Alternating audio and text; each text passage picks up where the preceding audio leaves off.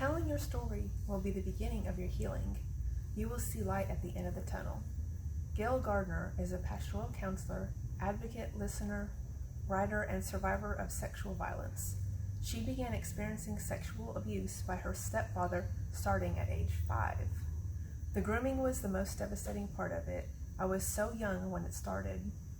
Psychologically, it had a huge effect on my personality and how I viewed myself. Gail didn't feel that she could talk about what happened to her and turned to unhealthy coping mechanisms such as drugs and alcohol. She joined a church which provided the support and community she was seeking, and soon started her education to become a minister. It was during this period that Gail's home was broken into and she survived a rape. I was a single parent. My 9-year-old son and I were asleep in my bed when the perpetrator broke in. Gail called the police and was taken to the hospital to get a sexual assault forensic exam, also known as a rape kit. It was archaic. I was an African American woman who had been raped, which is not necessarily taken seriously at the time. I was taken to a bare hospital room that only had a tray of metal instruments in it. All of my clothes were taken away, and I was only given a sheet to wear. It was freezing cold. They left me in there by myself for so long, just waiting. It was horrible. When the nurse finally came in, she started the exam without saying a word to me. The experience was awful. It was like being raped all over again. Gail told some members of her church community what had happened and was met with unsupportive responses. People I had trusted said hurtful things to me. They told me to get over it.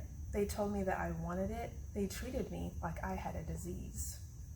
Gail knew she needed to talk to someone, but couldn't find any resources in her area. At that time, there was no way to get help. There was no RAIN, no local sexual assault service providers, no one to help me at all. I wanted to go to counseling, but as a single parent, couldn't afford it. I just had to push my way through in order to survive.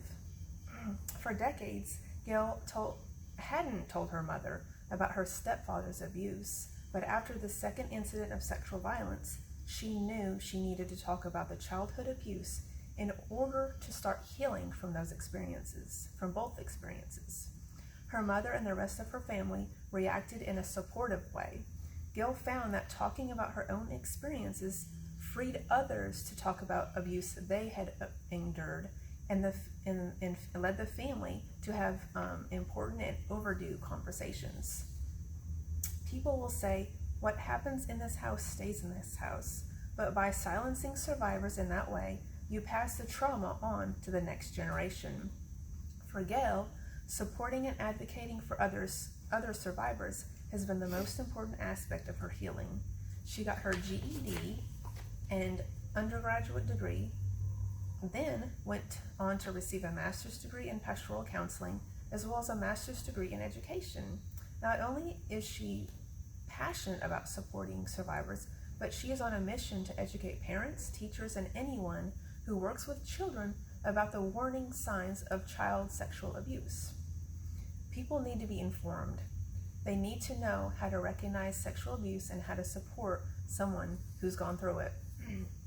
One of the phrases Gail says she often hears from the survivors is, "There was no one there for me."